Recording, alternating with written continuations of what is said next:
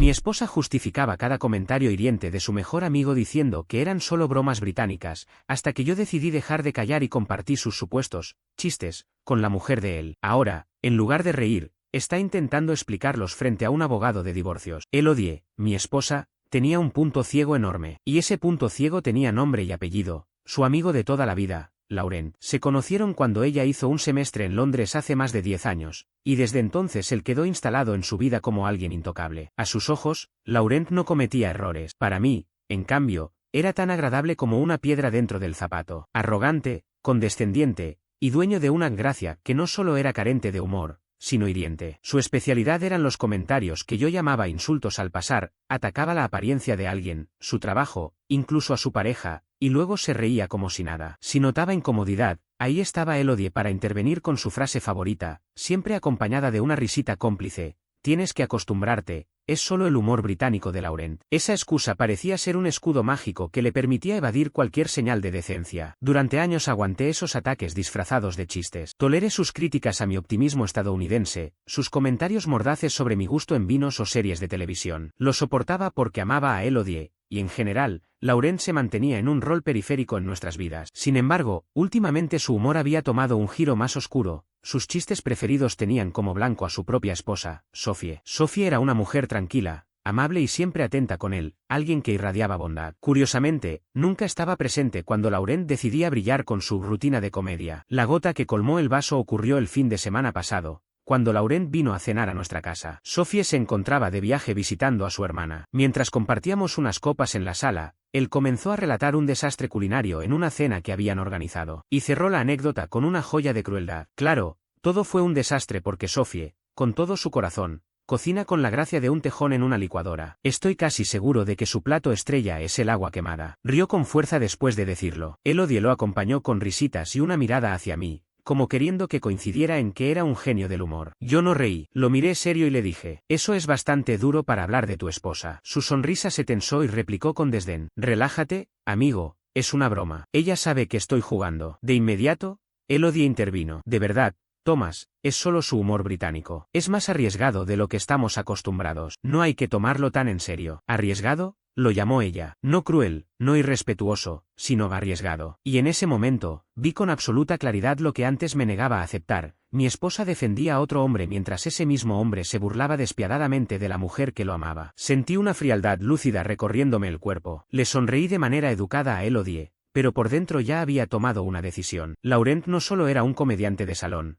también era un mensajero constante. Desde hacía un año manteníamos un grupo de chatel, Elodie y yo, donde compartía sus brillantes ocurrencias. Casi todas eran irrelevantes, pero de tanto en tanto dejaba caer verdaderas perlas de veneno, casi siempre contra Sophie. Nunca borré esas conversaciones, quizá porque en el fondo intuía que estaba reuniendo pruebas. Esa misma noche, después de que se marchara, repasé el historial. Era un tesoro de su supuesto humor británico. Un mensaje del mes pasado: Dios santo, Sophie está probándose vestidos para la boda de los Henderson. Me pide mi opinión, pero es como preguntar qué maleta prefieres llevar de vacaciones, ambas son voluminosas e incómodas. Otro de hace unos meses: pasé la tarde con los padres de Sophie. Ahora entiendo mucho mejor su personalidad. Es un grito de auxilio traducido en papel tapiz beige y verduras hervidas. Y el que más me impactó: la foto de un coche deportivo carísimo con la frase: mi crisis de la mediana edad será épica. La de Sophie probablemente será cambiar de marca de té. No somos iguales. Leído en conjunto, aquello ya no era simple humor, era un patrón claro de desprecio. Y lo peor era que Elodie había visto cada mensaje sin decir absolutamente nada.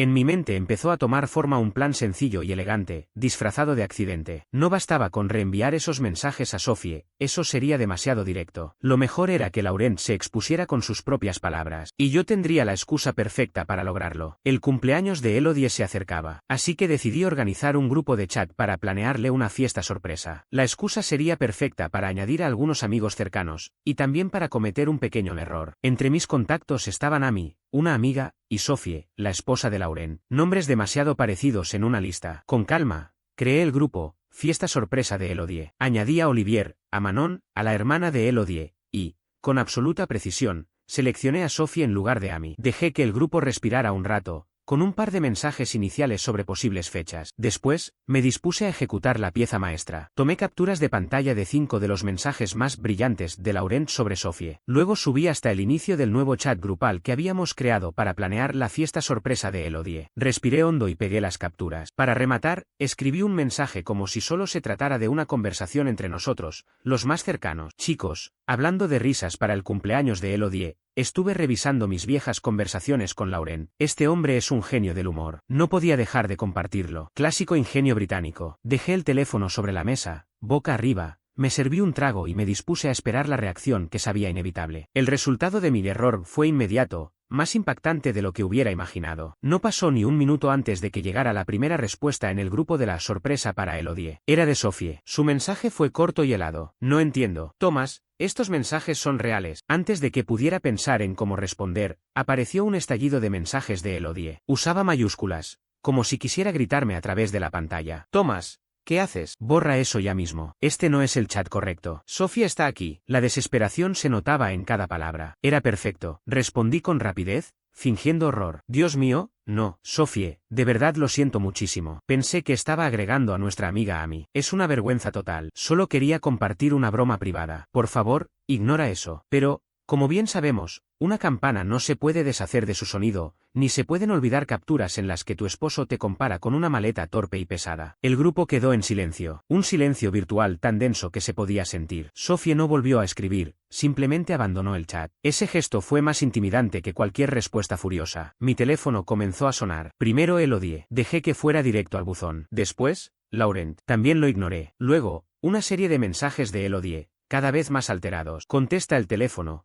Thomas, esto lo hiciste a propósito, lo sé. Sophie no responde. Laurent está en pánico. Es culpa tuya. Los dejé hervir durante unos 20 minutos, mientras terminaba mi copa y disfrutaba del zumbido tranquilo del refrigerador. Al final, devolví la llamada a Elodie, adoptando mi tono más arrepentido y torpe. Elodie, cariño, lo siento tanto. Me siento fatal. Fue un error honesto. Debí hacer clic en el contacto equivocado. No me explico cómo pude hacer algo así. Ella no lo creyó ni un segundo. Me gritó con furia. No te hagas el tonto conmigo, Thomas. Siempre has odiado a Laurent. Esto lo hiciste para arruinar nuestra amistad. Lo revelador fue que, en lugar de preocuparse por Sophie, quien acababa de ser humillada brutalmente, o por la conducta de Laurent, lo único que le importaba era proteger esa amistad con él. Para mí, esa fue la confirmación que necesitaba. Con fingida confusión le pregunté, ¿arruinar su amistad? ¿Por qué? Solo eran bromas. ¿No era eso lo que tú decías? ¿Que su humor era algo especial, un poco atrevido? Seguro Sophie lo entiende. Al fin y al cabo, solo estaba bromeando. Casi pude escuchar cómo su mente colapsaba cuando le devolví su propia excusa. Balbuceó. No es lo mismo cuando se ve así. Está fuera de contexto. Yo insistí con inocencia. ¿Qué contexto se necesita para entender el chiste de la maleta? ¿Hay algún evento histórico británico que me perdí que lo haga gracioso? Me colgó. Unos minutos después, volvió a sonar el teléfono. Esta vez era Laurent. Contesté. El hombre engreído y sarcástico había desaparecido. Lo que escuché fue un niño llorón y aterrado. Thomas, ¿qué has hecho? Sophie vio los mensajes y no me habla. Tienes que llamarla, decirle que fue una broma, lo que sea. Con frialdad respondí. ¿Una broma? Pensé que era tu famoso humor. Solo estaba reconociendo tu ingenio. Quise mostrar a todos lo divertido que eres. ¿Dónde está el problema? Seguro tu esposa, más que nadie, sabrá apreciar tu genialidad cómica. Intentó insultarme, pero lo interrumpí con un tono seco. Mejor habla con tu esposa, Laurent. Seguro puedes explicarle la sutileza de tu humor. Buena suerte. Y colgué. Una hora después, Elodie regresó a casa. Estaba pálida, con los ojos rojos de tanto llorar. La discusión que siguió fue monumental. Me acusó de ser un hombre envidioso, rencoroso y manipulador que no sabía soportar una simple broma. Exigió que fuera de inmediato a disculparme con Laurent y con Sophie, y que reparara lo que había hecho. Me mantuve tranquilo, apoyado en la encimera de la cocina mientras ella caminaba de un lado a otro como una fiera enjaulada. No hay nada que reparar, Elodie, le dije con calma. Según tú, Laurent no hizo nada malo. Solo fueron chistes, un poco fuertes quizás. El único error aquí fue un simple fallo técnico de mi parte. ¿Quieres decirme que la imagen completa de Laurent como persona puede derrumbarse por un solo desliz administrativo? Ella gritó. Estás torciendo mis palabras. Entonces bajé la voz, serio por primera vez en toda la discusión. No, Elodie, lo único que hago es mostrarte la verdad tal cual es. Durante años, ella había justificado su crueldad, disfrazándola de cultura. Siempre colocó su ego por encima de mi tranquilidad y, peor aún, por encima de la dignidad de su propia esposa. Y ahora no tenía derecho a enfadarse conmigo solo porque, al encender la luz, lo que tanto defendía quedaba expuesto como algo desagradable. Elodie me miró con la boca entreabierta, sin argumentos. Sabía que lo que dije era cierto, pero aceptarlo implicaba admitir que estaba equivocada, y esa era una batalla que nunca iba a librar. Esa noche se encerró en la habitación de invitados. La casa quedó en silencio, pero la línea ya estaba trazada. Ella decidió ponerse de parte de él, y yo, en cambio, elegí aferrarme a la realidad. No sé qué ocurrirá con nuestro matrimonio, pero sí sé que no fui yo quien lo rompió. Actualización. Han pasado 3 semanas desde el incidente en el grupo de chat, y las repercusiones han sido todo un estudio de causa y efecto. Mi pequeño error administrativo sacudió los cimientos de 2 hogares enteros. El golpe más fuerte,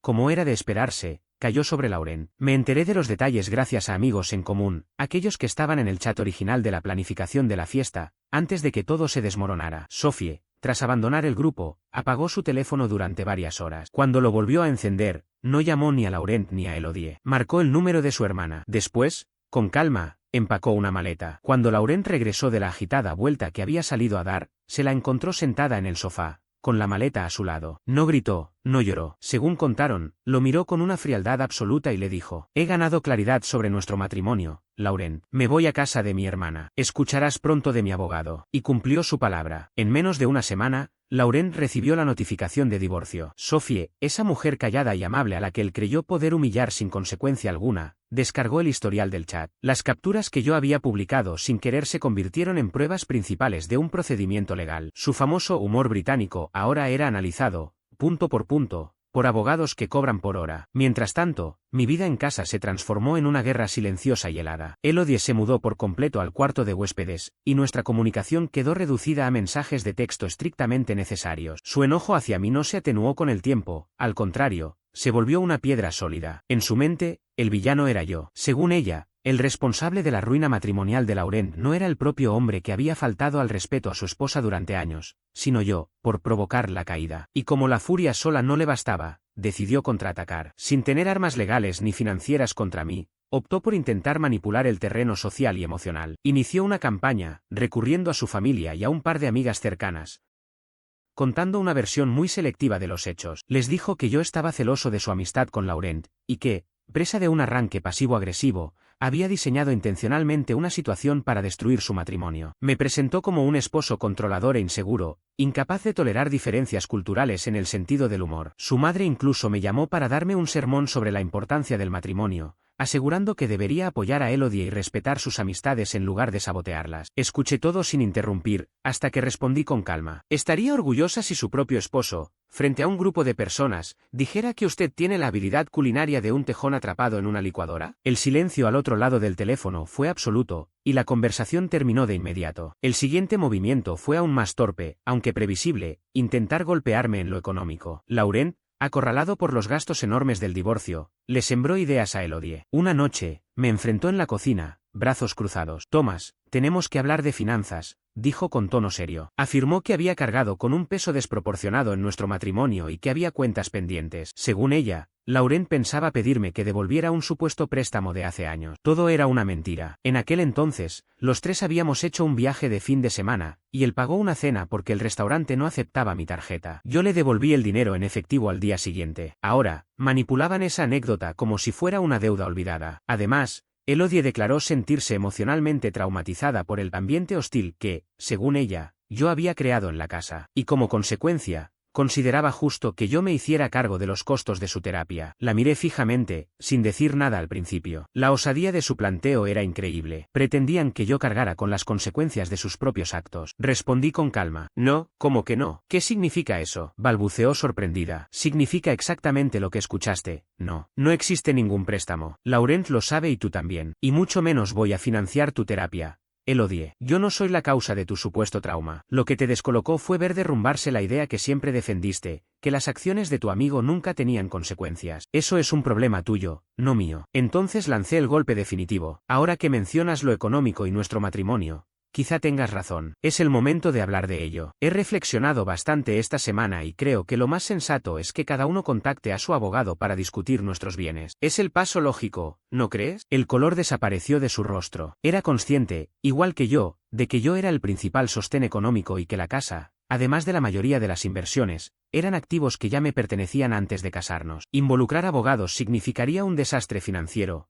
pero solo para ella. Retrocedió de inmediato, balbuceando que tal vez estaba siendo demasiado emocional. Pero la línea ya había sido cruzada. Había intentado, en complicidad con su amigo, extorsionarme. Esa fue su decisión final, y yo entendí lo que debía hacer. Actualización. Han pasado 6 meses desde aquella conversación, y la tragicomedia en la que Laurent arrastró su vida, y de paso mi matrimonio, llegó a su desenlace. Empecemos por él. Su divorcio fue un auténtico naufragio, como decir que a un paracaidista no se le abrió el paracaídas y llamarlo un inconveniente menor. Un desastre total. Sophie, armada con pruebas irrefutables de su desprecio, no tuvo piedad. Su abogada utilizó los mensajes de texto para exigir una compensación que incluía daños emocionales. Ya no se trataba de repartir bienes, sino de años de burlas privadas y humillaciones. Cada comentario gracioso fue analizado en los documentos legales. Chistes sobre su comida, su familia, su forma de vestir, todo dibujaba un mosaico de desprecio imposible de justificar. Incluso me contaron que durante una declaración formal le preguntaron directamente a Laurent qué intención cómica había detrás del famoso comentario de la maleta pesada. Su defensa fue que era de cosa de británicos. El abogado contrario le pidió entonces que señalara la región específica del Reino Unido donde la burla al cónyuge era un patrimonio cultural. Nadie rió. Al final, perdió buena parte de sus bienes. Sophie se quedó con la casa y un acuerdo económico muy favorable. Laurent ahora vive en un pequeño y caro apartamento, bastante más apagado, y su ingenio parece haberse esfumado desde que empezó a costarle dinero. Tras aquella charla sobre abogados, comprendió lo frágil de su posición. Intentó reconciliarse de manera tibia, dejaba artículos sobre lenguajes del amor en la mesa o sugería asistir a terapia de pareja. Pero jamás ofreció una disculpa sincera. Nunca reconoció que defender a Laurent fue una traición ni admitió que lo que él hizo estaba mal. Sus intentos buscaban recuperar su comodidad, no restaurar nuestra confianza. Yo ya había visto quién era realmente. No podía compartir mi vida con alguien cuyo sentido moral estaba tan torcido como para ponerse del lado de un amigo cruel antes que de su propio esposo. Tampoco podía respetar a quien solo reconsideraba su postura al notar que perdería dinero. Así que cumplí con lo dicho. Contraté a un abogado y presenté el divorcio. El proceso fue rápido y claro. El acuerdo prenupcial que había insistido en firmar años atrás se sostuvo sin fisuras. La división de bienes fue tal cual estaba estipulada. Ella no tenía derecho a lo que yo poseía antes del matrimonio. Se fue con lo que aportó inicialmente y una pequeña parte de nuestros ahorros comunes. Se sorprendió, convencida de que aquel documento era solo un formalismo. Se equivocó. Tuvo que abandonar la casa y buscar otro lugar donde vivir. Su amistad con Laurent también se resquebrajó. No es sencillo mantener una relación cercana cuando ambos contemplan el abismo financiero y personal que cavaron juntos. Perdió a su marido, su estilo de vida cómodo y a ese amigo gracioso, que ahora no es más que un hombre amargado y divorciado. Todo porque jamás fue capaz de decir, eso no tiene gracia, deberías respetar a tu esposa. Hoy estoy oficialmente divorciado. La casa está tranquila, y aunque el silencio al principio me parecía extraño, ahora lo disfruto. Es un silencio que no pesa, sino que me da paz. He vuelto a conectar con amigos que siempre vieron en Laurent la misma arrogancia que yo percibía, y hemos recuperado esas conversaciones que antes quedaban interrumpidas por tensiones innecesarias. Lo más curioso de todo es que, después de tanto caos, descubrí que la verdadera lección no estaba en los chistes crueles ni en las excusas que el odio usaba para justificar lo injustificable, sino en comprender el valor de la coherencia y el respeto. Al final, lo que me dio fuerzas no fue pensar en cómo hundirlos, sino en cómo liberarme de esa dinámica tóxica que me había robado energía y tranquilidad durante años. Laurent y Elodie se quedaron con las consecuencias de sus elecciones, cada uno lidiando con pérdidas que ellos mismos provocaron. Yo, en cambio, me quedé con algo más valioso, la certeza de que no necesito soportar a personas que disfrazan de humor o de amor lo que en realidad es desprecio. Hoy camino más ligero, con la cabeza en alto. No hubo venganza, no hubo espectáculo. Solo hubo una decisión firme de no seguir sosteniendo una mentira. Y en esa elección encontré algo que ninguno de ellos tuvo en todo este tiempo: dignidad.